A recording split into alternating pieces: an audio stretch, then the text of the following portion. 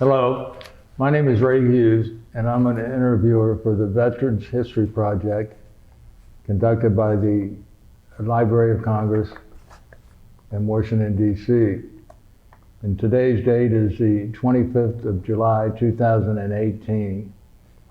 And today we have the honor and privilege of interviewing a Vietnam War veteran, Jon Ray Titus.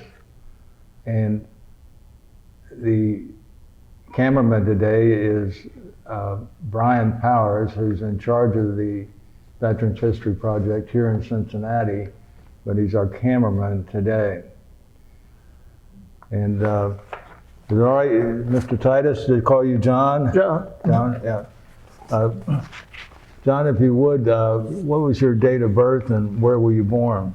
May 9th, 1944 in Dayton, Ohio. I see.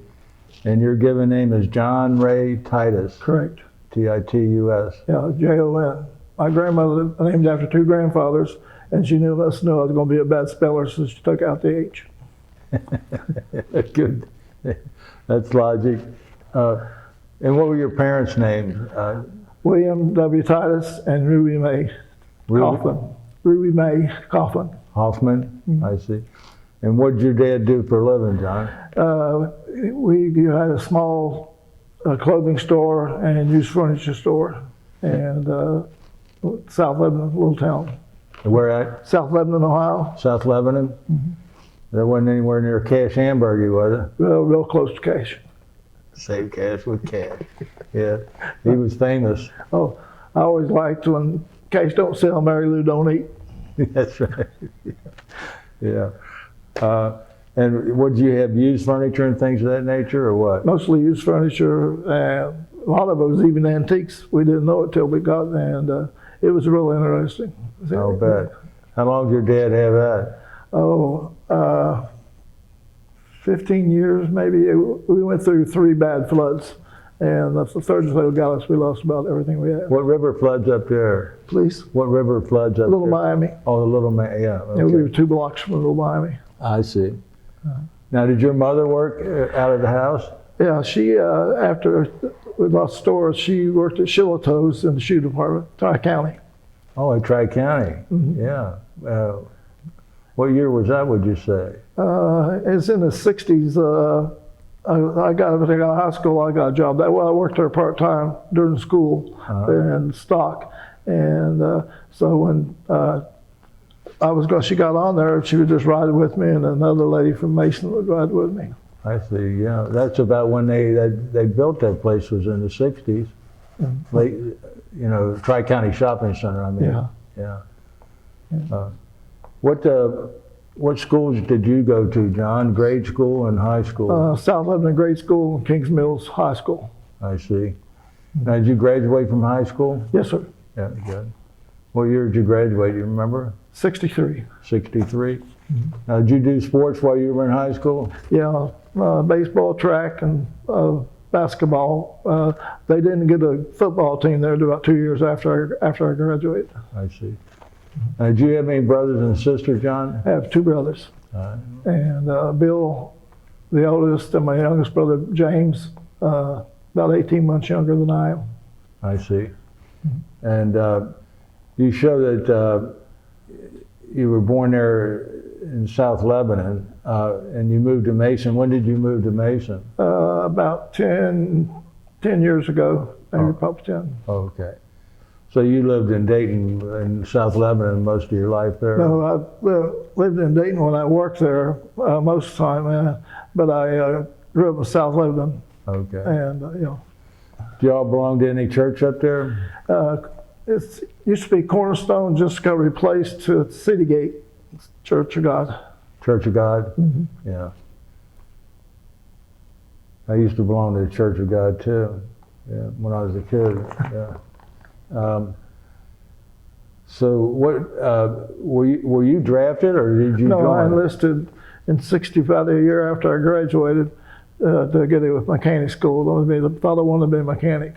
So you joined the Army so you could learn to be a mechanic? Yeah, get a trade. Is there any reason why you didn't go in the Air Force or Marines or Navy?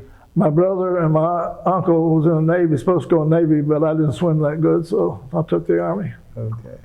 And the paratroopers came to our basic school, mechanic school, and then I decided I want to go Special Forces. I see. So you actually joined the military on September the 4th, 1964? Correct. And where'd you join at? Fort Thomas, I think that's where I went in at. Okay. Kentucky. Fort Thomas in Kentucky. And then did you leave from there, or did you go back home, or what? No, I went to basic training at Fort Knox and took my AIT at Fort Knox, and from there I went to jump school. So you had regular basic training, then advanced infantry training there at Fort Knox? Mm-hmm. How long were you down there, would you say, total for training? Oh, that's probably 6-7 months maybe. Okay. So you were actually training to be a mechanic, which is what that's you what wanted. I signed up for. And then what happened? Well, I got to Fort Campbell after I jumped school and found out I didn't really want to be a mechanic, and it was, I mean, just it was like a second echelon, the beginning, like.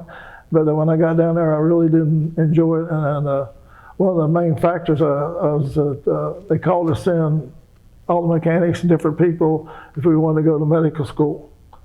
And it's like 20 degrees below Fort Campbell, and the guy got everybody when he said you go to Texas, it's 80 degrees. All the hands went up, so we took off. So your first choice was to be a medic? Mechanic first, the medic I never thought about until I got down there and was assigned to a medical battalion and realized that mechanic was a good enlist, but medic was a critical enlist. I feel like they had a hard time finding medics, and I thought I would be better as a medic as a mechanic. And, Did you ever have any type of training or inclination, I mean, before that, to get in the medical field? Not really. It just thought, more I thought about it, the more I liked the idea. So where did you go through the medic training at, in Texas? Fort Sam Houston, Texas. What city's that near? San Antonio. San Antonio? Mm-hmm. And can you tell us about the type of training you got there and how long it was? I forget how exactly long, I can't remember 8 weeks, but the training they had was really, structures were good, and that's when I found out a lot of guys can't be a mechanic. We were giving each other a shot, and the one guy, he would keep sticking like this instead of sticking it in, you know, and I'm thinking, well, it helped this guy, and when he dropped out, he just couldn't do it. And a lot of guys couldn't do it, and it didn't seem to bother me to, you know, I better stick somebody stick me, so I looked at it. But it was really, the instructors were good. I saw stuff I never saw before, and it really, you could learn more and more the more you did it. Mm-hmm. And when we got sent back to our units, we worked in a hospital, dispensary, drop zone, pistol range, rifle range. You were always doing something to learn. And when we got to the hospitals, they broke me in real fast. They put me in the emergency room on the weekends, and you learn a lot right there. And they gave you a nurse or a doctor and a E6 or E7 ward master, and they helped you. Anything you need, anything, or it's just, you learn a whole lot. So you've gone through your medic training, which is about 8 weeks, you think? Yeah. How do you get in Special Forces? I ended up serving, well, it was in the 101st, and they took, 1st Brigade was over in Vietnam. So I thought I would go to the 2nd Brigade, would replace them. But I guess 6 months they took 82nd and 101st and made 1st to 12th, 1st to 8th, and 2nd to 8th, and we were all airborne, assigned to NK. And then after I got out or discharged, I went to National Guard, and then I went to Special Forces Reserve Unit. Okay. And then I stayed in there for I forgot how long, but I ended up doing regular Army, National Guard, and Reserve. I think I went through it backwards instead of going through them.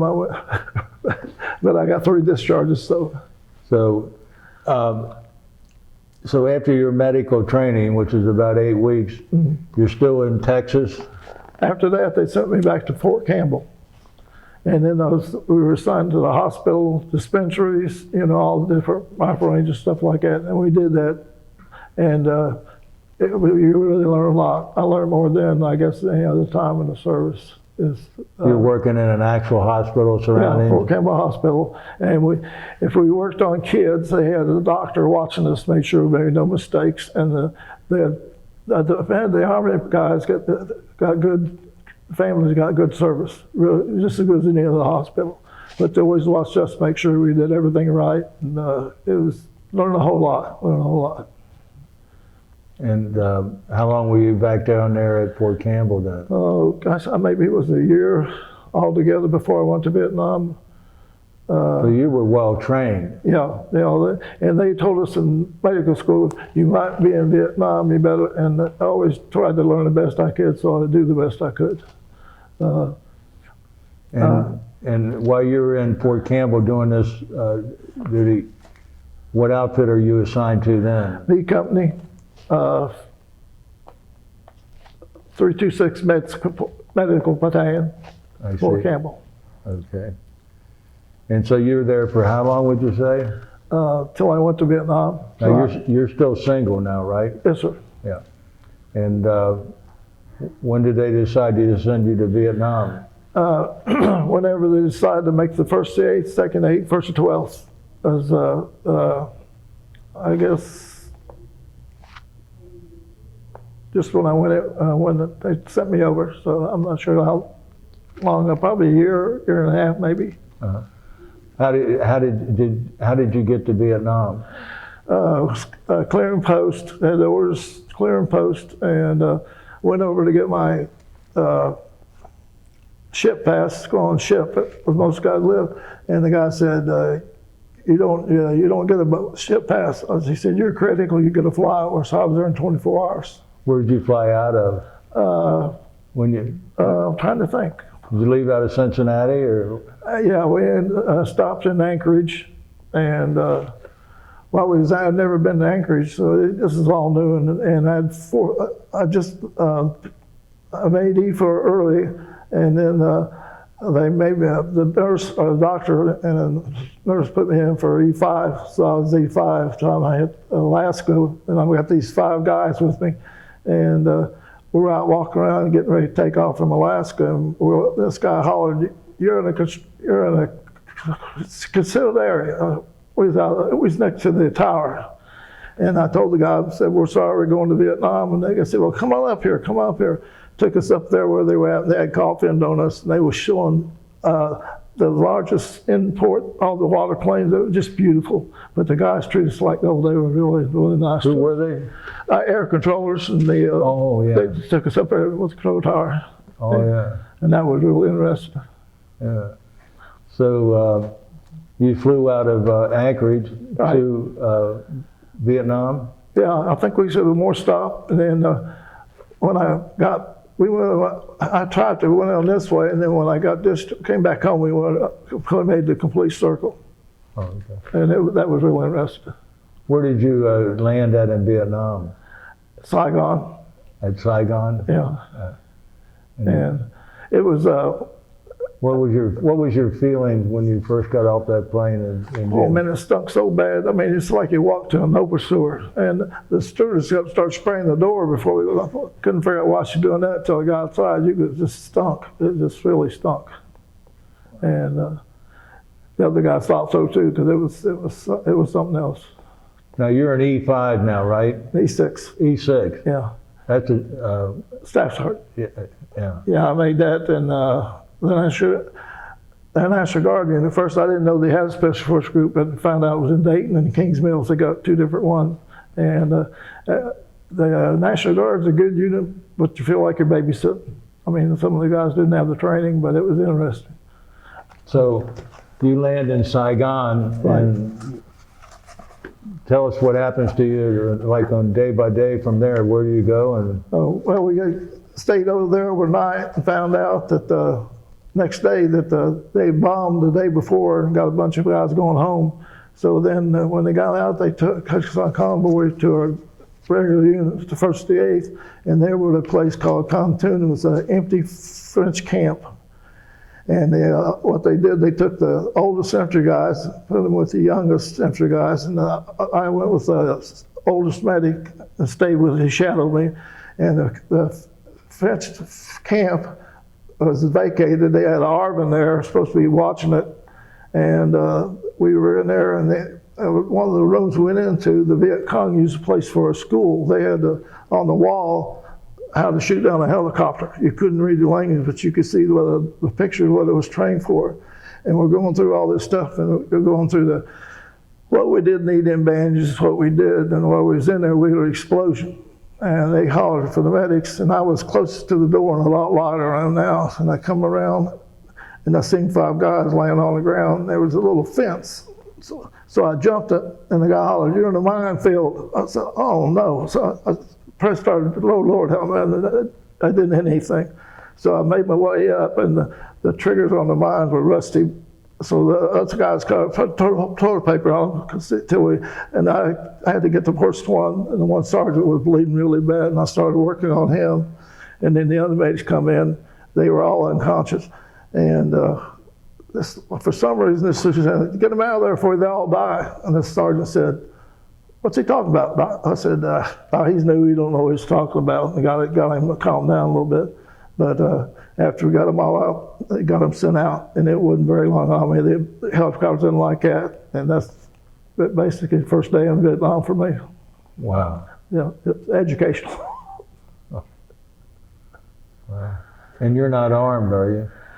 Yep, I did. I wasn't in, but I got armed. They give us the M16. I tried to get a 45, and they didn't want to issue us 45, so they gave us M16. And the first time out in the field, we get shot at a sniper.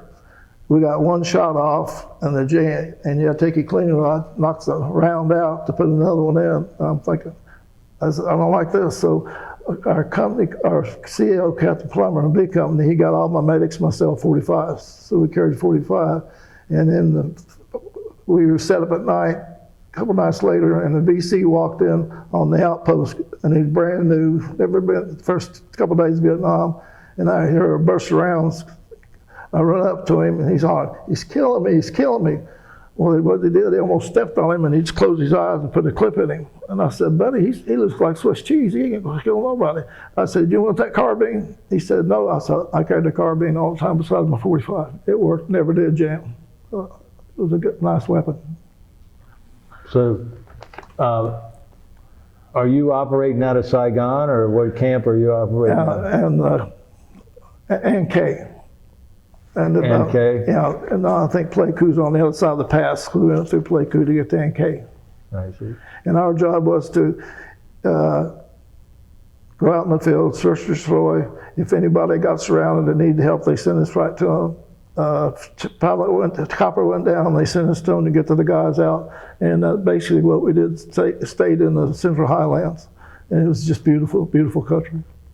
Did you go in helicopters? Is that how you went in? Yeah, we went helicopters. We did air assaults and mostly just on the feet a lot of walking. A lot of, going through village. I don't know how many villages went through altogether, but a bunch of them. Now, were you right with the infantry, or did you? Yeah. Each medic's assigned to a company, and there's like 4 medics, a senior medic. And my buddy Arnie I was in 326, he's in the 506 in Fort Campbell, and we worked in the Spencer together. We worked in the hospital, and he was my what do they call that? Senior medic. He's got 4 medics under him. And when he left Vietnam, I took over senior medic.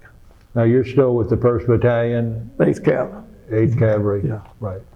And the 2 companies, B and C company, was who I was assigned to, and my medic, and 4 medics. Now, how long did you stay out in the field?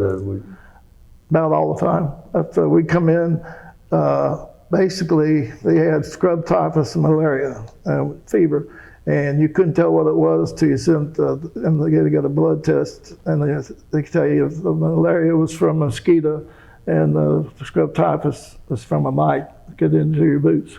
And we may go down 50 pin just like that, going to strength. When we went to strength, we went to a Hauser with 105 to go support them until we got more men back in, then we go back out in the field. But he was busy all the time. It was pretty good duty. Yeah. Now, when they sent you out there, as you call it, search and destroy? Whatever operation it was, search and destroy. There were so many different kinds. Whatever we did it. And our officers and sergeants were trained so good that we would give us maps, and we would run off a map and have to wait for them to make up more maps to go on. I mean, I think that's the reason we took less casualties was the officers and enlisted men were all good, really good. And how long would you stay out, would you say, on these operations? A day, a week, or? Weeks, we stayed out weeks' time, and then if somebody got overran, we got citations, and that's when they tried to overrun us. And maybe 6, 3 or 4 weeks, month, whatever it took, until it was cleared up, we stayed out. I think when, for the 1st to 7th got surrounded, they sent us in to help get them out. And I remember, the reason I remember that, the talked to an infantryman, and he said, was talking about looking, he had an ammo pouch for C rations, and something else over here. It wasn't instead ammo, and we're talking, and he said, what are you? He said, I'm an infantry, what are you? I said, I'm a medic. He said, well, you got more ammunition than I do. And I said, I like to have it when I need it. But it surprised me. When you're a medic over there, do you wear an insignia? No, you couldn't. And I told the guys, I said, if you guys get hit and we're in a firefight, don't call me medic. You can call me Doc, John, anything. You can call me medic. You ain't getting a house call. I said, you can call me Doc, and that's what they did. And my men were trained so good. If we had a chopper come in short, and I was next to a spider hole, I just jumped in it, and he was throwing dirt in my spider hole, and I looked up, and I thought he killed every one of them. He was trying to get a sniper, but he just came in short. And then the guys would tell me I'm not bad until I got one that was here to order, so I get to him. And they were good about that. The infantry guys really took good care of the medics. And the sad thing was when that happened, a guy named Hernandez was from Puerto Rico, and we'd been coming down a mountain, and it was like gravel bed. The guys were tripping. And he stopped, and he came on, and later on that day, he came in and says, can you fix my leg? I said, what'd you do? And he had scraped a rock all the way up through here, and the blood was dry, and I said, when'd you do that? He said, oh, a couple hours ago. I said, you should have got me. I said, you should holler at me then. He said, well, you look like you're tired. I said, I don't care if I'm tired or not. Use that rifle when you have to, and I use a save kit. And I was cleaning him up and he said, Doc, I'm going to tell the guy, my dad in Puerto Rico, to climb the highest mountain over there, and it's half the size of this one.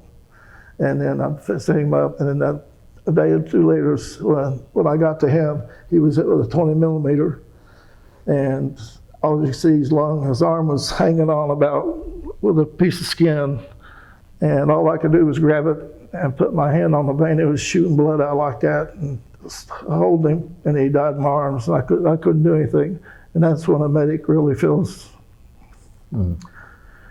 useless, you know. And then my buddy Arnie came up, and I told him, I said, Arnie, I can't do anything. And he said, no matter what, don't say anything about it. I can't do anything because if he's still alive. So that was my really first bad incident.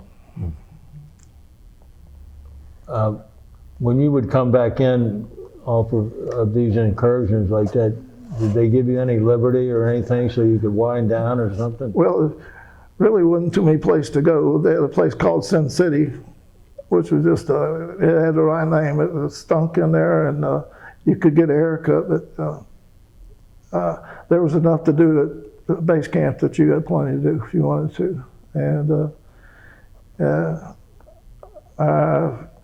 that's about the only wind down you could do.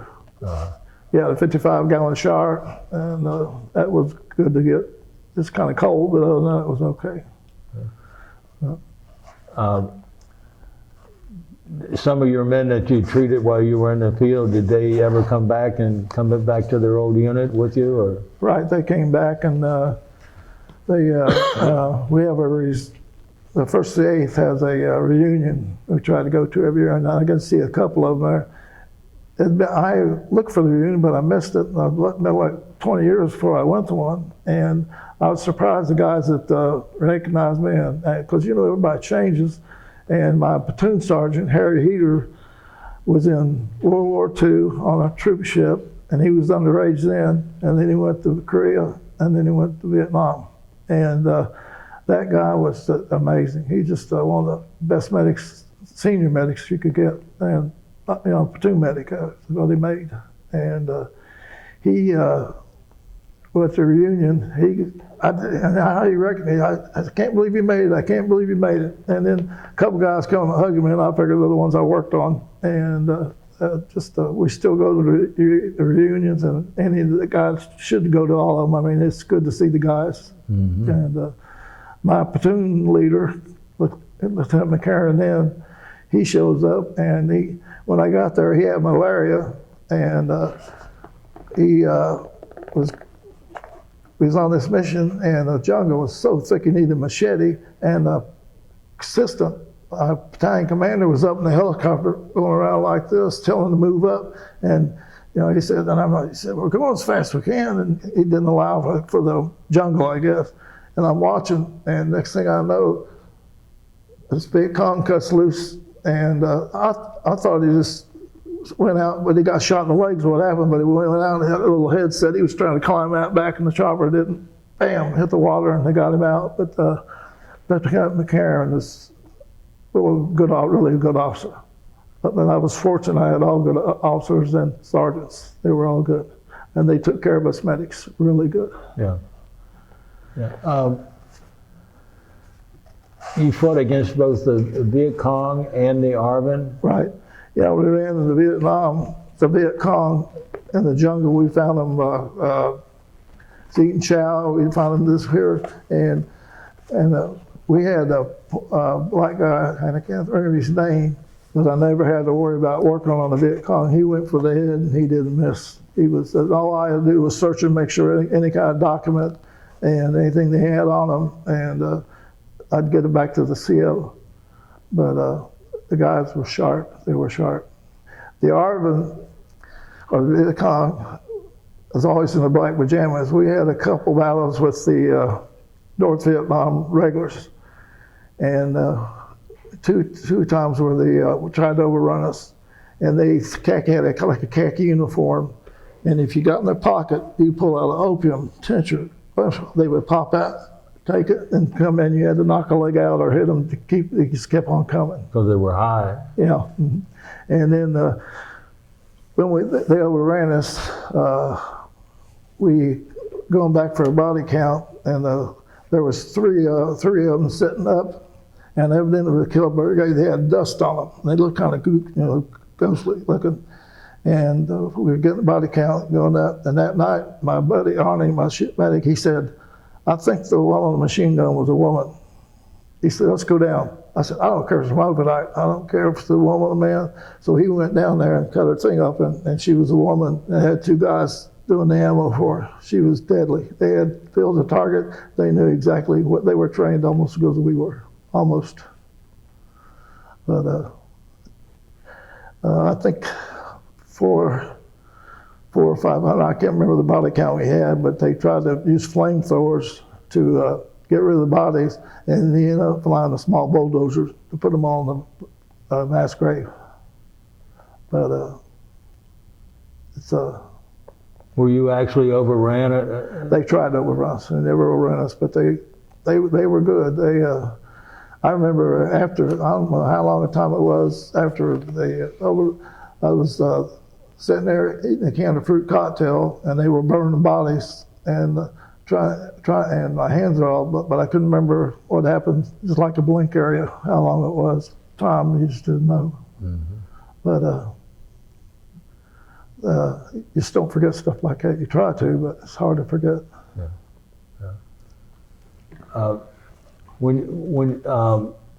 When you would come back out from these incursions, as you call them, did you march out, or did they helicopter you? They helicopter. I was trying. You try to remember the good stuff to the bad stuff, and we went in on air assault. This maybe when I first got there, and to see the helicopters come in and the damage they could do, and we'd been eating sea rations for I don't know how long, and they flew our first hot meal out. And boy, and so half the guys stay on for perimeter, and the other half eats the chow till then switch places. And boy, I remember had a plate that roast beef. It looked delicious, and a canteen cup full of cold. I mean, it was good. So I'm looking for a place to sit, and I went like that, and I turned around, and I was just about ready to throw that food up in there. There was a boa constrictor, and he had to be 20 feet long and looked like a side of hand where he shot into, but I seen he was dead. But that's the biggest snake I ever saw in my life. Almost to step on it. It was something you don't forget. Was there much wildlife over there? Yeah, some guys saw tigers over there, water buffalo, and all. There was a lot of that, but most of the stuff, they made so much noise they would run off before you seen it, Did you go into villages like we see sometimes or read about, and search villages and look for? Yeah, that's what our main job was, searching villages. And a couple of times we had to go fix bayonet, and I wasn't crazy about that. But it was they had so many tunnels and so many places to hide, and the vegetation over there was up to your knees. And we did a lot of that. Roger the Rangers. Don't take the same path twice. Don't do this. And we walked in formation. You never lined up with somebody. You always stepped over here, and they zigzag. So if they got one, then we get two. And we were out there, and this guy said something to me, and I said, "What?" I couldn't hear him.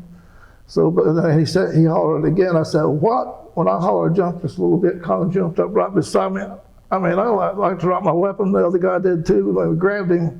And I literally, he was hurt in here, so I took him to the CO, and CO said, "Good job, Doc," tapped me on the back. I said, "If I had to go into the bathroom, I'd have went right there." He came out of nowhere. I mean, that's how it blended in so good. I mean,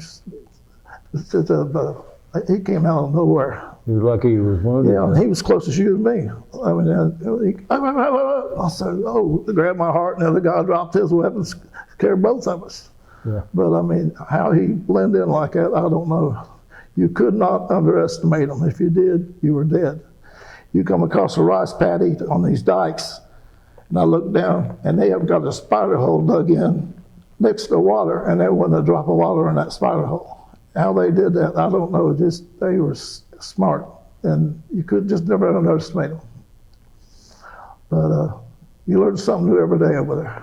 You mentioned Rogers Rangers. That was the original first Ranger outfit our country had. Yeah, and it's amazing how some you were still studying some of their tactics, I guess you said there, when you took a different path. Every time, yeah, and you never stood together. You always stayed apart, and just different things. And I remember on a path, I'll never forget this, kind of funny, and it wasn't funny at the time, but we're going down this path, and all of a sudden we had the Captain Villawana was our commander then. He was pretty cool, sharp as a tack. We were coming down through there, and this guy went by us, had his head back, looked like a track star. I mean, he was getting it. And Captain Villawana said, "What was it?" And I said, "I think it's our point man."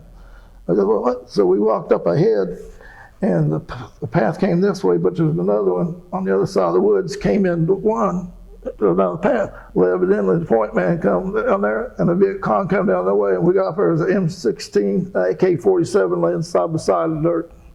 Both of them looked at it, dropped the weapon, and took off. But I hadn't seen it, I wouldn't have believed it. It's scared. Yeah, well, it scared the heck out of you. Like that guy jumping up alongside you. Yeah. Got to give you put a couple of years on your life. You're not kidding. And the weeds are only this high, but they're so small that you don't think about it. But it was, some of the stuff was amazing you've seen. We hear about this Agent Orange over there. Were you exposed to Agent Orange, Yeah, John? we were on a search and destroy, and we stopped and was having sea rations, and the guy said, I wonder why there's no leaves on that tree. The leaves were on the ground, we're eating sea rations right on top of it. And a lot of areas we were at, the Agent Orange just dropped down. But we had no idea at the time why the leaves were off the tree. Mm-hmm. You, do you suffer from anything? Yeah, I've got type 2 diabetes and a little PTSD. Uh-huh. And you get good health care now from our veterans? Yeah, so the VA does a really good job. I mean, think about that, hearing aids, glasses. Now, the hearing aids that you wear are the result of what? We were into with the Pavins. And the Pavins in North, the regular ranger. And my buddy Arnie was a senior medic at the time. And when they would surround us, I was laying next to a medic from the 101st, and he's watching this side, and I'm watching the men over here. And here comes my buddy Arnie up this ladder that they threw up to get to us. And he got up and he started running. They threw a grenade behind him, flipped him over. And he got up and started running. They flipped another grenade in front of him. It just sort of jarred just like this, but he got up. Next thing I know, he was down the ladder, and he gets on there and he puts his M16 here, and man, he comes flying back. And I thought he's gut shot, so I ran over to work on him. And what they did, they hit his M16. Didn't touch him at all. So he reached down and pulls up this guy, and I got what I was going to say, grab a hold of him. We found out later on it was the Viet Cong colonel, or the one they were supposed to all pull away, but he's the one that they hit us at 6 o'clock. And CO called a mad minute, and they ran right into it. So we got him, take him to the they flew a helicopter in because he was a colonel to get information out of him. Well, he was shot through the bow, and his bells cut loose. It was a stink and a sting. We both dropped him because he about gagged us. We got him, and Arnie said, I'll shoot you for stinking so bad. We threw him on the helicopter, and they got there to get information out of him. And it was unbelievable. But it hadn't been for helicopter pilots, we wouldn't have made a lot of it. We'd have been hurting.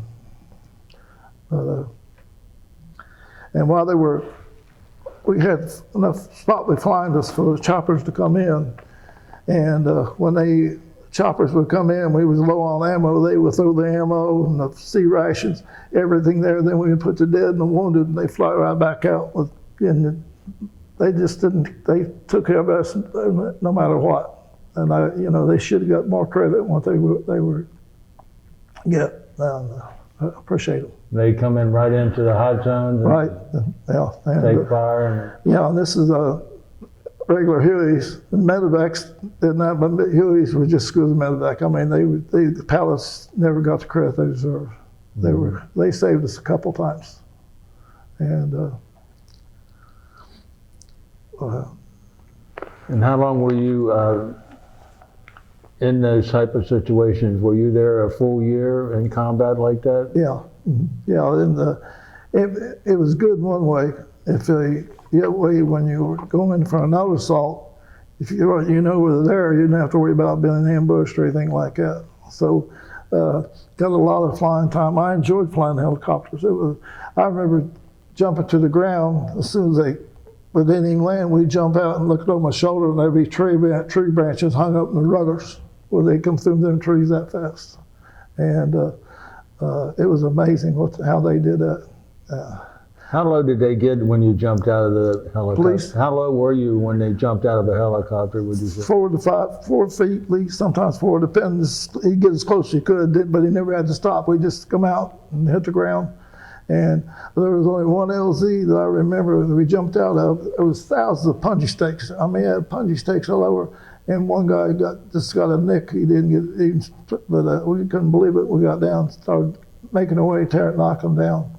But and then they would go until we needed a new LZ, and I don't know what the guys were engineers. They would come in the helicopters, and they had this Bangalore torpedo, World War II, looked like PVC pipe. They put it together, and there'd be trees, I mean, covered, and they put that together, they blow it, it looked like a lawnmower, just cleared it out.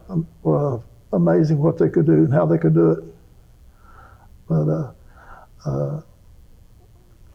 what was this? But we made several LZs like that on mountains where you couldn't think they could do it. Are you in, what part of Vietnam are you in when you? We're on the Central Highland, the Cambodia border, and I can't think of some of the Unlow Valley, Happy Valley, names I can't even pronounce all, but it was all village and mountains-like terrain, and a lot of walking. I just wish I could really get away now. I didn't have an ounce of fat on me over there. Now I got all kinds of fat. When you went into these villages, you didn't know if they were VC or if they were just innocent people, or right? Yeah, and you learned that when you go in. A medic really didn't have to do that much, but if we went into this one, there was one Viet Cong dead, laying by there, and it's next to a well, and you look down, and that far from the water was a tunnel. I mean, good-sized tunnel. Well, they didn't have to go, let's go down there and get the water and get back in the tunnel. I couldn't believe some of the tunnels they had over there. And remember, one guy said, "Doc, check that village, check its hooch." And you don't, they're off the ground. They had mice in them. How they lived, how they survived, made you wonder. So I go over to kick the door, and I got my foot up to kick this. Mama saw, "Hi!" I thought I was dead again, and it was just civilians, but they'd already killed one or two already. So, and well, that's the bad thing was you couldn't speak. I didn't learn it when I was there, and I don't do it now. It's that Vietnamese language, and we were setting up this one village at night, and these women wouldn't leave for some reason. They wouldn't leave. So we had Sergeant Bledsoe and this medic McCulloch called him the ugliest white man in the Army, United States Army. he was what? The ugliest white man in the Army. And Bledsoe, they can't get these women away. We're set up. We're set up in perimeter. So Bledsoe asked this one guy, said, "You got your foot powder?" He said, "Yeah." And the woman that get him to leave, he took a flashlight and stuck in his jacket and took a can of foot powder and turned around and they went, "Whoa, whoa, whoa, whoa." Man, we never seen that night. He scared the crap out of them. And if you knew Bledsoe, that was just how he acted all the time. So we get all set up, and then at night about, I guess, 4 or 5 hours, just getting dark, here come these Viet Cong. They were in the ground. They were covered up in the ground, and you couldn't shoot because they were in, some of them was in the perimeter and some of them was out. Then when finally we got around this one, there was 2 to each foxhole that was covered up with sand. You walk on it and you know it. So we tried to get them to give up. The interpreter talked to them, and they blew a grenade on herself and killed herself. And I don't know why they were such afraid of us, but it was something. I never seen anything like that before. Yeah. But it's stuff like that you never knew what was coming up next. So you stayed in country, I guess is the way you would term it, for one solid year? Yes, and I come in. I did about 6 months, and I came in. The guy said, "CEO wants to see you." He said, "What'd you do?" I said, "I've been on the field. I don't think I've done anything." I said, "The only thing it can be, 2 or 3 medics were hit, and I had their morphine syringes, which gave me about maybe 15 or 20, 30, and you're only supposed to have 7 or what, and it's all accountable. But as soon as you go in base camp, you put it in the safe, record it, because it's really high control." So I said, that's the only thing I could go over there. So I went over and I reported to him. He wanted to see me, sir. And he said, "Yeah." He said, "How would you like to go home, Titus?" I said, "I thought it was a year's duty." He said, "It is, but your brother's on orders." Your brother's what? Brother's on orders to come over to Vietnam. And I said, "Well, what do I have to do so you don't have to come over?" He said, "You have to extend." I said, "I want to extend." He said, "Wait a minute, you don't understand. You get a chance to go home." He said, I said, "I do understand." I said, "But my brother," he said, "Well, can you tell me why?" I said, "Yeah, my brother's in communications. He's U.S., he's drafted." I said, he comes over here, they put him on a listening post, 6 of them. Come back the next day, all 6 are dead. I said, the Viet Congers, you couldn't underestimate it. And I said, I'm a medic. I got 100-some guys watching out for me, and they don't let nothing happen to me. So I want to extend. So he got to stay and get his until he's 2 years or something. Didn't have to go over. But he was my little brother, and I always took care of him. But he still thanks me for extending. So he. I'll bet. Now, when you say extend, what do you mean in terms I extended so he would not have to come over. How much time are you talking about? Well, I never really thought about that because I was supposed to go to the 82nd when I left there. And when I got to get a clearing post, I got to the United States, they told me I had less than 90 days. And I forgot about extending, so I got discharged as soon as I hit New Jersey, I think is where I came back to. So you extended but didn't have to do it? Yeah, I'm sorry? But you didn't have to do it? No, but I was an RA and I was trained 3 times as good as he would have been. Mm-hmm. And the Lord blessed me in his hand. That's the only reason I made it back. The Lord had his hand on me. I mean, just too many times that I could have been dead or shot or wounded. And, While you were over there, did you ever get any R&R? Oh yeah, I got a week. Yeah. My second lieutenant came out and had a man with him, and he said, "John, this guy's replacing you. You're going on R." And I said, "Yes, sir." And he asked where I wanted to go, and I said, "Hawaii, can't go. Australia, can't go." So I put me in Taipei. I went to Taipei for a week, and here we're getting shot every day. They go to Taipei, all of us together on R&R, and here comes these guys, looks like a mob, and we was getting ready to fight them, and they were pimps, just trying to get us told where to go, how to go, do this and that. Man, so the most dangerous thing over there was getting a taxi cab. You get in one of them cabs, they ran, I mean, you like dodge a ball, I mean, it was bad.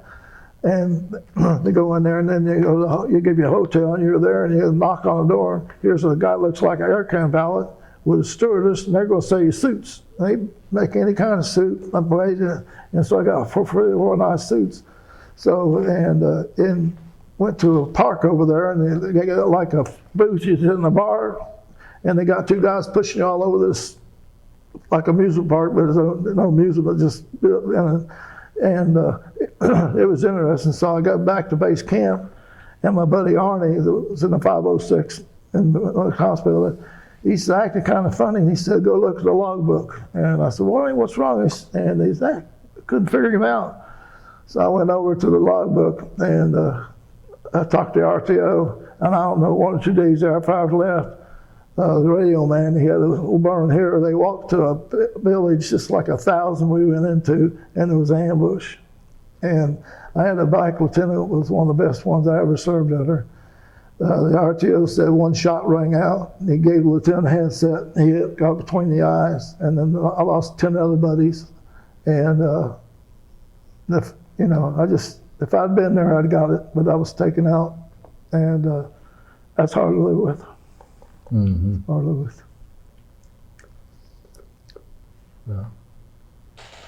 Yeah. So,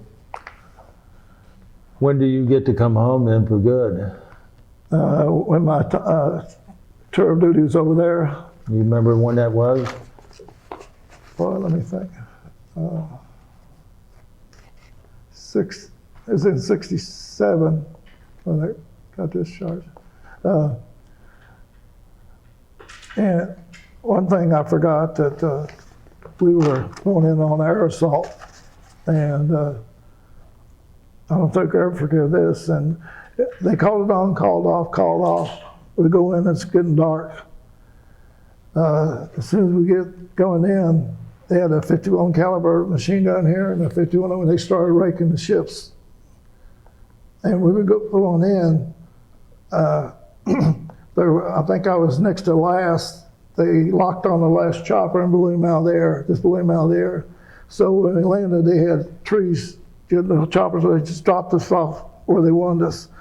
And as soon as we got down there, it was almost dark, and I don't know, it was a Viet Cong, somebody chucked a white phosphorus grenade. It lit up everything, and I remember trying to jump out because it's burning all the way through. I remember doing like this, and I just had to look back, and the Viet Cong jumped up. He was coming down on me, and I just thought I'm dead. Well, the radio man saw him and put 20 rounds in him, dropped him. We took off, and we set up and waiting, waiting for him to hit us again. But it was a hit and run. They hit us, and then they ran. But that's hard to forget. I can imagine. Yeah. So, when you finally do get to come home, how do you get out of Vietnam, on a plane or? Oh man, yeah, they put us on this one plane, and they wasn't sure whether it would be a good idea. So they took off, just about ran off the runway. And then they said, "We'll bring it back, go out and come in," and landed again. About ran off the runway. They finally put us on a good plane and flew us out. But I didn't got to go there on a plane. Where it was going. But the Lord had his hand on me. The reason I'm sitting there talking to you, that's for sure. Where did you fly to when you left Vietnam? See, we left out of New Jersey. You left out of Saigon this time, or where'd you leave out of? I can't remember. It might have been a different place because I don't remember hitting Saigon again, but I forget where it was. But we flew out of Alaska and flew into New Jersey. I think it was New Jersey. You flew back up to Alaska again? Made the whole circle, which was neat. So you land in New Jersey? And that's where I found out I was instead of going 82nd, I was discharged. I see. So you were discharged when, in June the 8th of 1967? Yep. I wanted to ask you a couple questions about Vietnam. Did you have any race problems while you were in Vietnam? No, I mean, I think that's what made our unit strong. We had Mexicans, and we're out in the field, and I never will forget this. We ran out low on water. We had one Sergeant Booth, black fella, and Lynch. I think Lynch comes from Alabama. Lynch might have been from a city, I can't remember. But I never will forget this. Lynch reached over to get his canteen of a white guy who said, "Nigger, I'm gonna blow your head off." I said, "Man," I'm getting worried because he was serious. And evidently Lynch knew. He said, I just ran out of water. He said, "That guy watches your back, you watch his. If you want to drink, you ask him. Don't take his canteen, you ask him." But I was getting worried and I think Lynch turned white. I mean, Bruce was serious with heart attack. And that's how it was. I mean, they looked after each other. You may have one or two that didn't, but most of the majority, they all looked after each other. You were brothers, and that was it. And but as far as everybody along got on good and did a good job. Never will forget that. Were there any drug problems there where you were in? Not when I was there, because if you took drugs out in the field, you're dead. You had to have your wits about you. Yeah, and now the guys in base camp, I think had some drug problems. They did get out in the field, but if you got in the field, you didn't do it. And I remember back at base camp, some of the guys should have been on the field that wasn't out in the field. And we were in base camp, and I'm doing something, I hear a pow, and guy hollering medic. So I ran in, I found the guy, the guy was shot. I grabbed a hold of him, took him up, and his buddy, they were good, close friends, but they were playing with weapons. They told him, I don't know how many times, don't play with him. Well, the black guy evidently had a 16, the other guy went like that, and when he hit him here and here with a 16. And he's laying over here. I didn't know it was loaded. I didn't know it was loaded. And all I did was hold the guy. That's all I could do. And he just died in a matter of seconds, seemed like. And his best buddy had to go to a mental ward. I mean, it hit him. You just didn't know what he was doing. But you see a couple things like that, you don't forget them either. No. Yeah. When you came home and you're getting discharged, were you in your uniform when you came home? Yeah. In your Class A? Yes. Did you experience any of the problems with civilians that we hear about sometimes? No, I didn't see that many.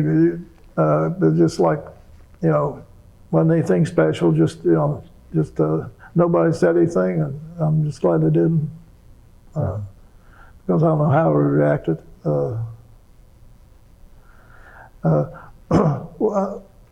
Well, I think guys should know this. When I was made senior medic, I had 4 medics under me, and we was a thing that went out for more formation, and one of my medics was CO.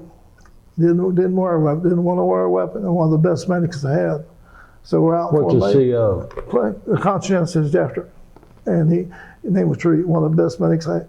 We had this sergeant, a staff sergeant, and he was on formation, and he started getting on my medic because he was in ranks, and he said, "Yeah, I've checked." I started on him, and I was getting hot, and then I was E4 then, E5. There was E6 and E7, and I was waiting for them to say something. Well, they didn't say anything, and he came, "Yeah, you got to check in the CO." And finally, I said, "Sergeant Hubbard, permission to break ranks." And, "Yes, sir, Titus, come on up." I went up there and I says, "Hubbard, Sergeant Hubbard, if you got a problem with this man, you tell me. I'm his sergeant. I see you mate, E6, but he's one of the best medics I got. He didn't carry any weapon. I got a carbine 45. He didn't have any weapon, and I think you ought to apologize to him." Well, when I did that, he apologized, but I never thought about it. But I guess embarrassed him. But he was in the wrong. Showing my medic, and was one of the best medics I had. And so just about 2 days before I got orders to go, you get the shakes. A lot of guys, no matter who it is, they end up, "Well, you made it this far, but you don't know." So I come in, we had like a tent with a concrete floor, and it's just basic shelter. And there was Hubbard there.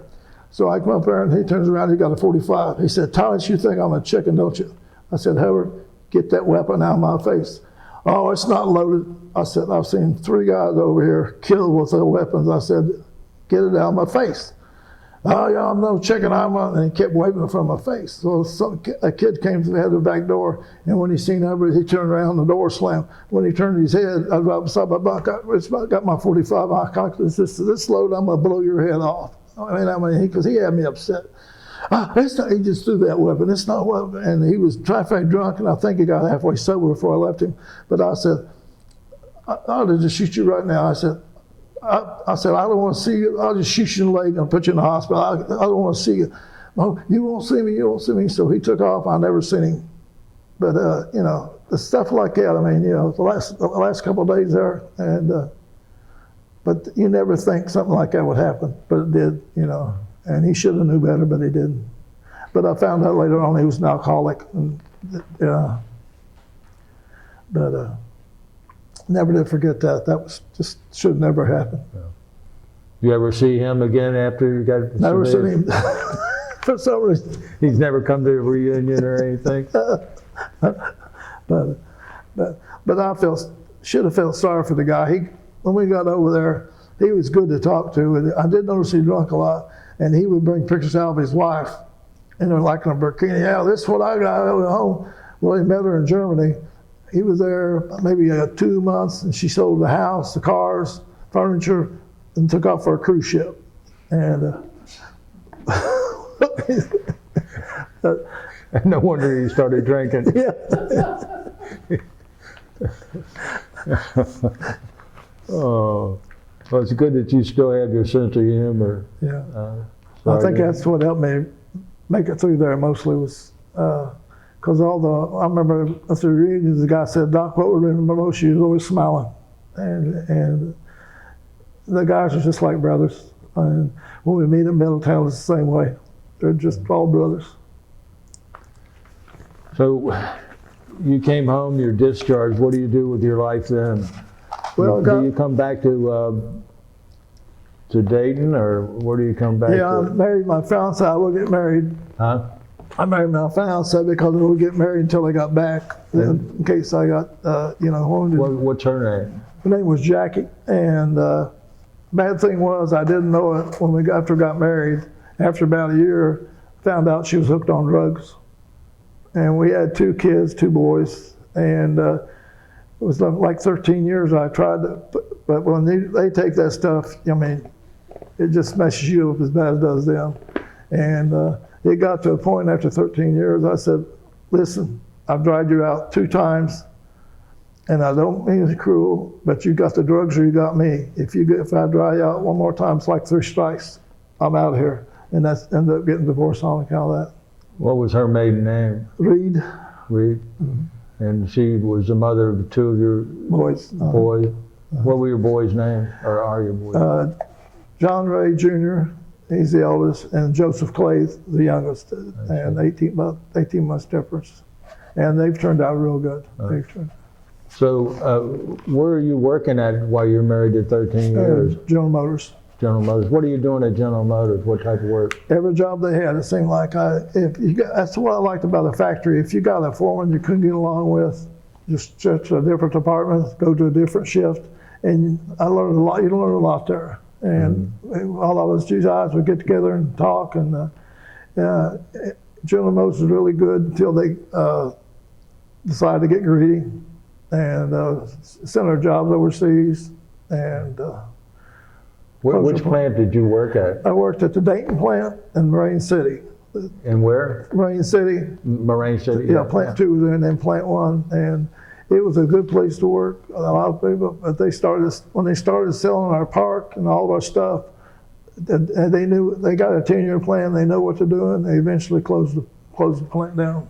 What were you producing there? Auto air conditioners. We were making Frigidaires at one plant, and then automotive, like air compressors at the other plant. Mm-hmm. And how long did you work for General Motors? 30 years. 30 years? They had 30 years now. But before I got out, they took our insurance away right when you need it, and eventually closed the plant. Yeah. So you do draw a retirement from General Motors now also? Just a retirement. They took our medical away from us right when we needed it. That's the reason I came to VA. My buddy said, why don't you go to VA? I went to Lebanon, signed up, and while I was filling out the paperwork, the guy said, you got diabetes? I said, yeah, and you're in Vietnam? He said, don't you know they'll take care of everything for you? I said, no, I didn't know that. But the hearing aids, glasses, whatever I need, they're good about it. Well, good. Real good, yeah. Anybody deserves it, you do. Well, thank you. Thank you. I mean that sincerely. Thank you, Ray. Did you get remarried, John? Yeah, I married a girl too fast. She was pretty, and I married her twice. And I think I should count one, but they had to count her twice. Because when I went to sign up, the guy thought that I was only married once, and I had to file these papers again where a divorce, this, that. So actually it's 4 times. I see. And are you still married to her? Well, the last one I told I'll never get married again. We've been married 29 years. And the only thing is she's a redhead, and I found out real fast you have an exciting life being married to a redhead. What's her name? Becky. Her name's Becky. Becky Reed. Well, Rebecca Jones, but I call her Becky J. And what's her maiden name? Brandenburg. Brandenburg? Mm-hmm. Is she from the mountains?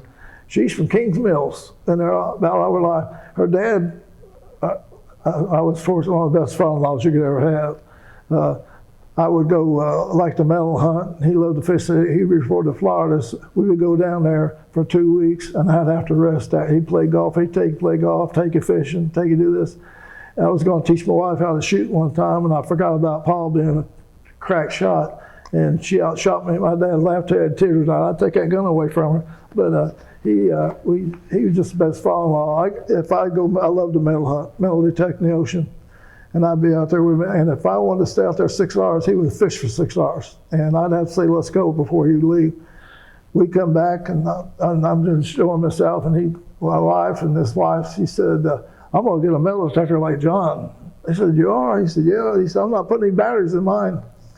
You're not? He said, no, I want to be like John. He said, them girls come up with bikinis, come up and talk to you all the time. I was like, oh, man. He was good at that. Is your wife still living? Oh yeah. And I'm blessed because she makes me feel like a king sometimes. I mean, no matter how tired, she makes sure what I have to eat. Do you want this? Do you want that? We went to Amish country for 3 days. She drove all the time and took me to about 3 different gun stores. I said, you can't beat that with a stick. except to put on about 10 pounds. And she's a marksman, huh? She's a good shot. Yeah, she is. She takes her time, and she didn't want to get into it, but I found out I got her.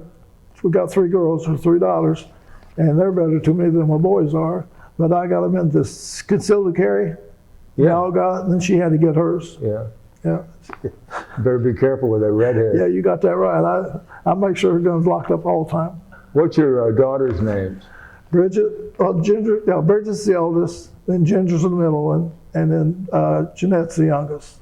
And they're all great daughters. Yeah. When I got married, my 2 boys and the 3 girls, we had 12 grandkids right off the bat.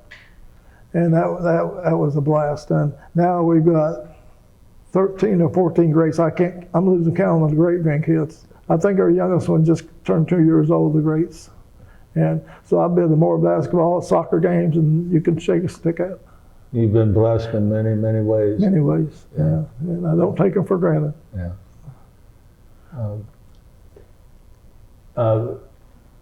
At this point, Pat, do you have any questions that you wanted to ask? Yeah, I had the chance to talk to John a little bit before we got here, and you were talking about a mad minute. Will you tell us what the mad minute is? Yeah, that's just before we get over, like the 101st round, there wasn't nobody friendly around us. And what the machine gunners take their oldest belt of ammunition, put them in M60s, all the infantry guys put their oldest ammunition and clip, and like we said, at 6 o'clock, they just shoot anything, bushes, whatever's out there, they shoot. Well, it turned out good because that's when the Viet Cong did the Pavans had us. They ran right into the Mad Bennett, and we were blessed with good officers, great officers, and. Where was that listening post that you talked about that you would have been there if you hadn't had that R&R? Where was that located? The listening post? Yeah. They're set up it could be any area working of. It could be 2,000 feet. It could be wherever they get the best reception. And then we're over here. And then, but the only bad thing is they put like 6 guys around it. Next night you go over there and they're all dead. A lot of times they didn't take any prisoners. And the VC is just waiting for the post to be set up? Yeah, they watched. We were set up someplace, and I can't remember. There's so many places, but we got a brand new medic in, and he could have been a doctor. They wanted to put him straight to medical school, and I got to talk to him one time, and they were set up. The VC came in and threw grenades. Didn't see anything when we get a flash. And my medic was talking to the 2 guys. He threw them out because the grenade went in the hole, and he jumped on top of it and saved their lives. And as far as I know, we were the highest decorated with less casualties medic battalion over there at the time. We had some good medics. Well, you talked about a couple of incidences where you were almost overrun. How long did those battles last? Were they just minutes or hours or overnight? It was a couple of days, 2 or 3 days maybe. I mean, it seems like when you lose all track of time. I mean, you don't know. And I remember I had a general come out, and they're still getting bodies count, and we had a RTL radio man, and it was so dense that he had to put the looked like a fishing pole extension to get out. Yeah. So this general comes out, and I'm sitting next to you, and this general's over, check these guys still they're alive. Well, the rigor mortis, I mean, the arm just came off with his hand, and the RTOs, they said he dropped the handset. He went down that pole, hit the general right in the side of the head. And the cat, I was going to have a heart attack, didn't know what to do. I had tears in my eyes. Best thing I ever seen. But just different stuff like that, you know. And, you told me about a guy named Lopez.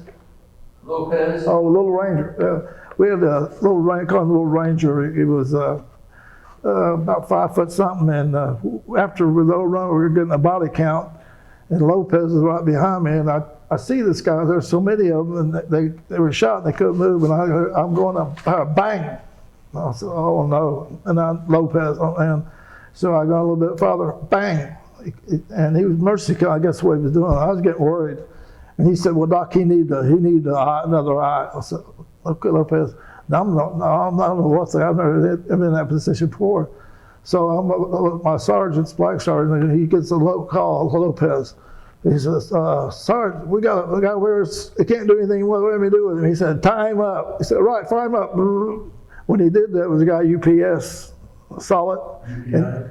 Yeah, UPI, and he put about 11 years in Leavenworth for killing the guy where he, was unarmed, really. But I had E6s come up to me, asked me to get him out of the field. And, I said, I really can't do that. My job is to conserve the fighting strength and make sure you guys are okay.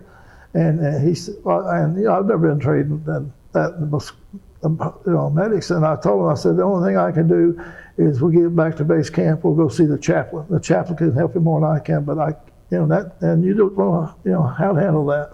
Because I wasn't trained at it, but a lot of strain. A lot of guys got a lot of strain. So when the guy said tie him up, he thought he said ring him up? Yeah, fire him up, tie him up. Right, fire him up. I hear that on radio, and then hear, but he was rough on it. How was the weather while you were over there? Did you go through any monsoons? Yeah, and that was, I couldn't, to see that have been the sun shining, beautiful, all of a sudden it started pouring raining. And I never seen anything like it. And the next thing I know, we're walking in mud, our clothes are all wet. Then about 3 hours later, it quits. And then the road dries up, your clothes dry up. And I just never could get used to it. I never seen anything like that. And we were, every place we walked, and I remember walking and we were up on this mountain, and I remember he just fell asleep on the mountain right where he was at. And I had a rock or something, and I remember turning, and man, I was chilled, and been raining, and I was dry on this side, and this side completely soaked. And never, it's just something you never see before. Yeah. Ray, I think you had his DD-214, and he's had a number of medals. How did you get your Purple Heart? I didn't get one. I had shrapnel, but when I got hit right in the stomach, and man, that set me on fire. I looked like I was dancing. I was trying to get that out of there, but I didn't really know if it was a friendly or one, so I wouldn't put in for it, and because I seen too many guys, too many messed up to do it. You could have had one. Yeah, I could have one, but I didn't. What other medals or commendations did you have? Two recommendation medals, one from Vietnam for being a medic and doing a job, and then one in a special force unit. The guy, we were jumping the helicopter. When I joined this helicopter, when I joined the unit, this guy where I was going out, and he said, "Who's never jumped a helicopter?" I put my hand up. And then he said, "Who's never jumped this new chute?" I put my hand up. I've never jumped the here. I'm going to. So I get this new chute, and it's compared to the T10 big risers, you got these little toggles, and you're moving it out, and I was just having a ball, and the guy said, I said, yeah. He said, you're heading for a treat. Well, let me pull that thing around and coming in. So we're coming back in, and I look, and here comes the helicopter with the guy, and his static line's wrapped around his throat. He's hanged himself.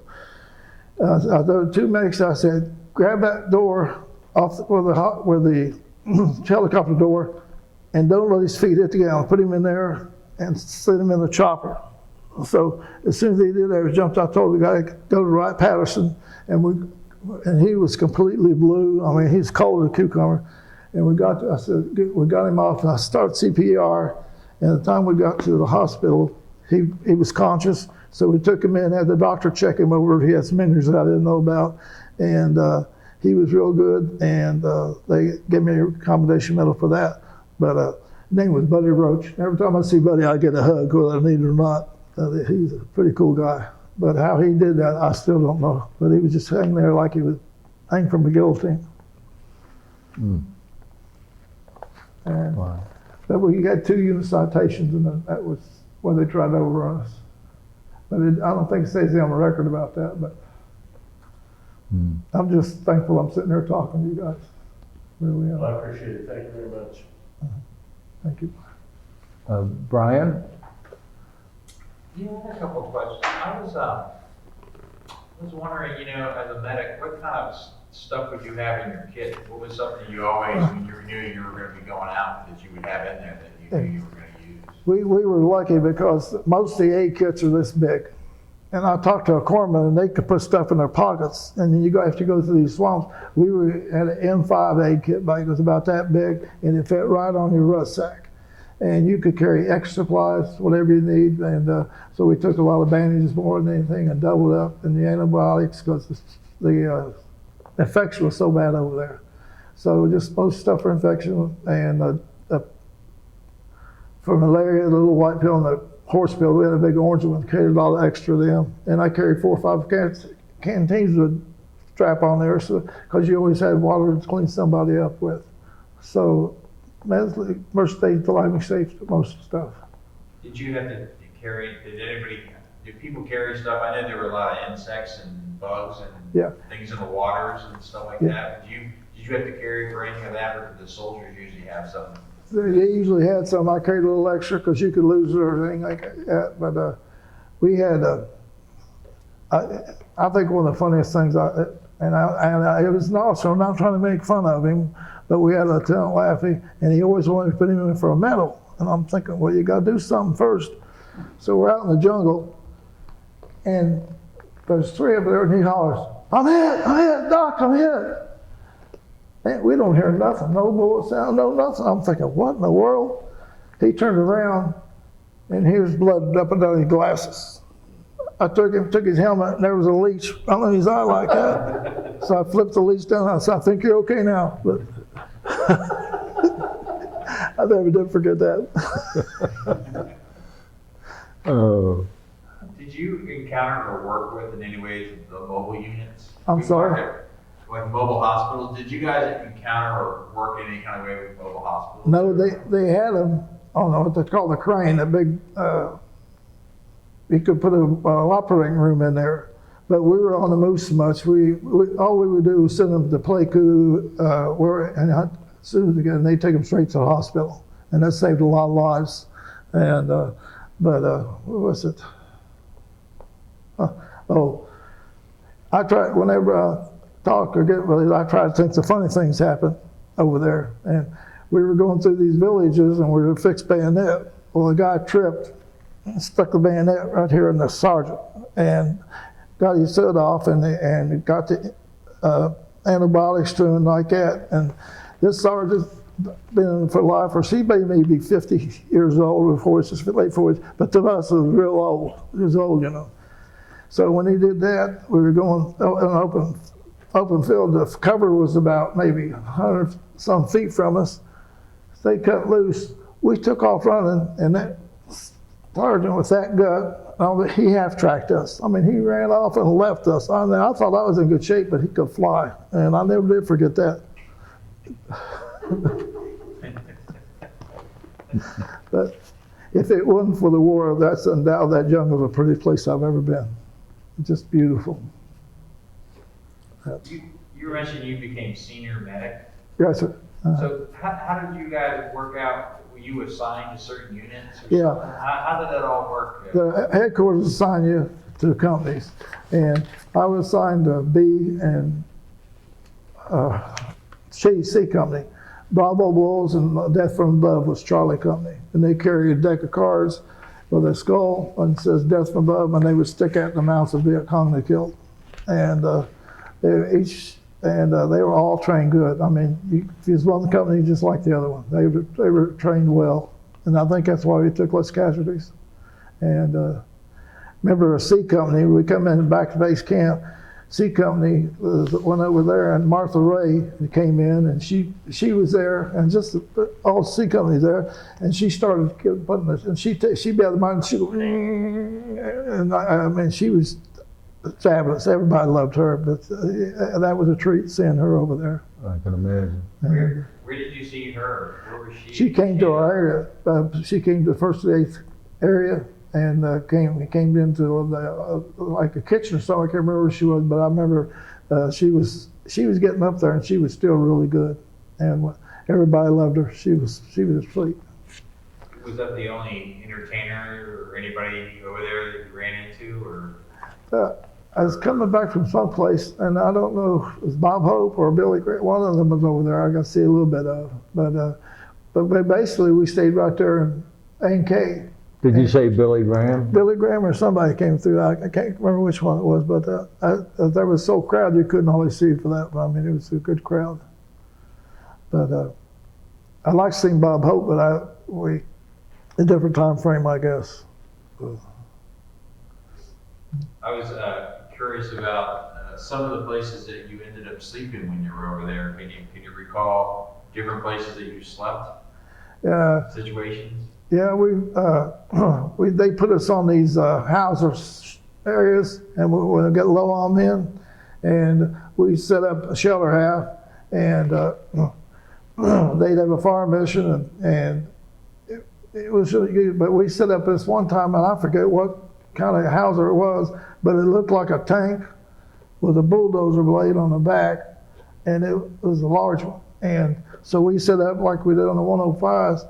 That thing, when they loaded it, it had this hand pick up and lay the round shell in the breech, and they put bags of powder for the distance, whatever they needed. Man, they fired that thing, it knocked everyone. I mean, we had a black, white, you wouldn't believe. So we set up a little bit farther next time. I met three guys from Australia, and they got the best accent, and we were talking to them, and they say something, and they say something to Queen, and I'm thinking, and they were with artillery unit, and I got to talk to them, and you can't help but like these guys. And he said, we set up on the side here, we're artillery too. He said, and here come these VC down there, and they got these grenades strapped to them. He said, we just put the Mauser right down on them, boom. He said they went flying up in the air, and the grenades started going off. Boom. He said, neatest thing ever seen, neatest thing ever seen. But you've seen everything over there if you want. What kind of places were you sleeping at? Did you sleep outdoors or? Yeah, we always slept out in the woods, and like that time we got overran, I was in those sort of like a wooded, but like they had a water buffalo they kept in a cage with straw, and I was in there, any place you could find to sleep. But then base camp we had a regular, like a barracks, like thing, but well, just wherever it was at. You didn't have a sleeping bag or anything? We had what they called a air mattress, and it was like a nylon blanket, and that's about all we needed, because usually you just sleep out. And one of the big treat was you get your C rations, you would get a can of like chocolate milk, a little bitty thing, but it was one of the best. And I remember the guys, we'd sit up and they say, Doc, give me your cigarettes. I said, you got that chocolate? Oh, not that. I trade my cigarettes, I smoke, but at night I would get my handshake, I would fill it full of water, the metal, and put that in it all night. And it was cool, it wasn't cold, but it was cool. That was always a treat. And but those guys, you get C rations, and you could turn that box upside down, and they could reach out and get whatever. I mean, they knew it. I don't know how they did it, but they did it. But it was, and the C rations really wasn't bad to eat for a long time, and the hot meal was really a treat when they flew in and out of the canister. Bad thing, if it was close to a village, and people in the United States don't know how lucky they are, they would throw them in garbage cans, take it back, and the people would just eat them straight out of there, just like it was a delicacy one. And I felt so sorry for them and the kids. We ran the Central Highlands, and I guess the French had been there first, but we had two interpreters, really good, and they kept talking to these two mountaineers, and they had on these, like Indians over here in the United States, and the kids was going like this and picking at their, we couldn't wonder what's going on, and they didn't know what candy was, so we gave them some, boy, and they liked that. But to come to find out, we were the first white people who we'd seen, and they had a tree house, not much bigger than 6 by 6, with a log going up to it. And you wonder, well, how they survived. And after they found out that we were the first white people, they had little crossbows, but we just kept wondering how they survived like they did.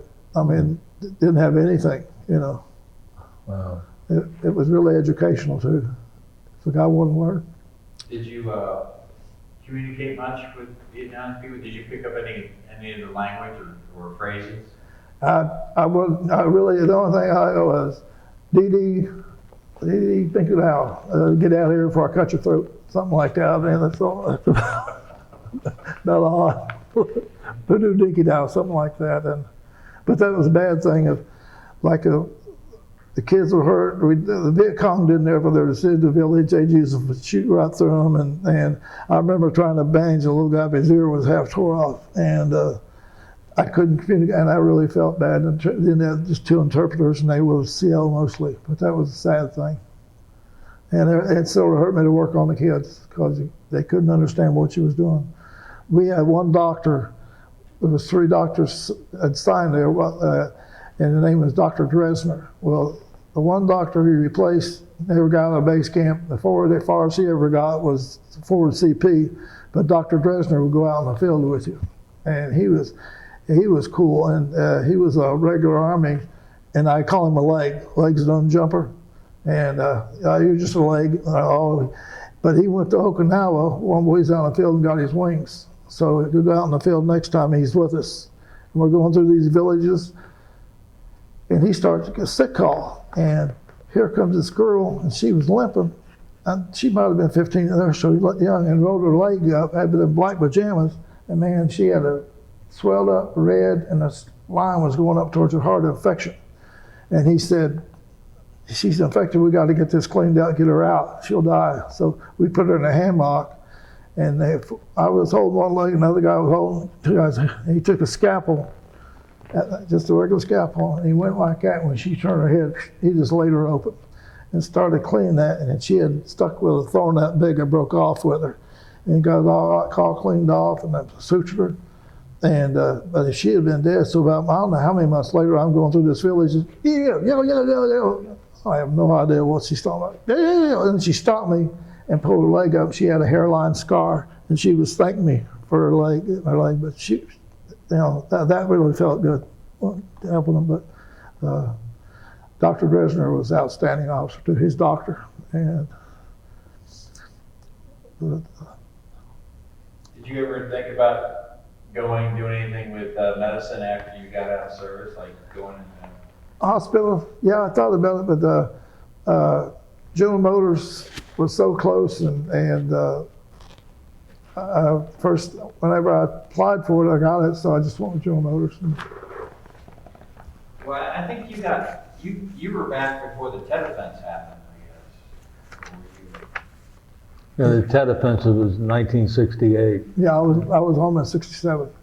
I was curious, what did you think when you heard about that? Because you were back somewhat recently. Yeah. It wasn't too long before that happened. I was curious how much you followed the war after you came back. I really tried to push it out of my mind. I did take a paramedic program, and at a good Dayton Hospital, and I went through the first phase, going through a bad divorce, and it didn't bother me too bad, but when I'd see the people come over with a gunshot wound, and that sort of got to me because it brought me back too fast. I mean, and it was hard but I remember flying back from R&R, and I was talking to this sergeant, and he had just the one area, and they were bringing Marines in those cargo nets, just full of Marines. I don't know what they ran into or what they did, but he said you wouldn't believe how many dead Marines were transported out of this stuff.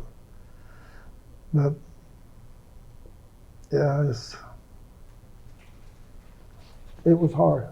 A lot of guys that we talked to, they said they were sort of low key about having been in Vietnam when they came back. Yeah. Did you go through a similar thing? Were you kind of quiet about having been in service? If somebody would talk about it, I'd talk to them about it. And about the only guys that understood you was the World War II guys. And you have these guys coming, you're just back, and we shouldn't even be over there. And I'm thinking, if you realize what these guys did for you, and I'd have to walk off. I mean, it was sad. And I met this one guy, Turpin. He was in World War II, and on his way to Europe, the guys wanted to box this fleet champion, and he had a gut and everything. Turpin went and he knocked him out his first shot, over there, and he was fast with his hands. And I liked him. I go talk to him a lot, and we had this big guy named Al Sexton. He said, "I heard you're pretty bad, Turpin. I heard you're pretty bad." He said, Turpin said, "I've got a bad temper." He said, "Don't fool with me." He said, I can't control it." Then that guy messed up. He got between Turpin and a big machine, and he messed up and smacked him. And Turpin hit him so many times, so fast, he was trying to climb that machine backwards to get away from him. And but it was something else. But that guy learned the hard way. But we had some good vets over there. Well, I got to take. Well, we had one guy working named Little Woody, a small man like this. And he said, I was talking to Woody, and I like Woody really good. And Woody told me that he was World War II, the paratroopers, and then he went to the Marine Corps. And the Marine was giving him a hard time about this. And I know, and Woody said, the Marine said, "I talked to you." "Yeah, Woody, is that off the record?" I said, "Sure." He said, "Now, I've never been in combat." And he said, "How would you compare a Marine to a paratrooper?" Woody said, "Off the record?" He said, "Yeah." He said, "A Marine wouldn't make a good pimp on a paratrooper's ass." Boy, he come out of that chair. Woody was ready for him. He said, "I guess I asked for that one." He said, "You did." I was wondering, when did you start hooking up with people that you serve with, like doing reunions and things like that? When did that start happening? When I met my buddy Eddie, he worked at Sears, and I ran into him, and he had a first aid hat on, and we started running around, and he had been going to them, so we went to a couple of them with him and his wife. Eddie was a captain, and his wife was an Army nurse, and we always had a good time going to reunions. But I've been trying to get Ed to go on honor flight and his wife, but I can't talk him into it. If anybody's, they deserve it. They deserve it. Do you have yearly reunions? Yes. Yeah, we've been to Michigan, Florida, Arizona. This next one's in Colorado, and you don't have to. That's in California, but I don't think I'll make California. I don't have too much for California. Yeah. I don't know how true it is, but somebody said that if they gave the United States a record, they'd stick it right in California. I don't know how true that is. Well, you mentioned that you had some post-traumatic stress. I was wondering how long before you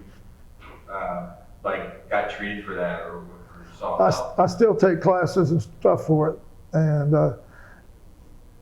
what I can't get over is when you have it, you feel like you're right there, and it could happen. I was in a hospital, and I had one in the episode, and I had cellulitis where I couldn't move my leg, and if the nurse woke me up, if she is one of the men, I couldn't get to him, and if she hadn't woke me up, I'd have come out of that bed because I was going to get to him, and you're all worked up, and it's just like you're there. I mean, I was going to the post office, and it was nice, and 4 helicopters come up behind me, and I remember hitting the ground, going. I had a gun in the car. I was going to get to my gun, and that fast.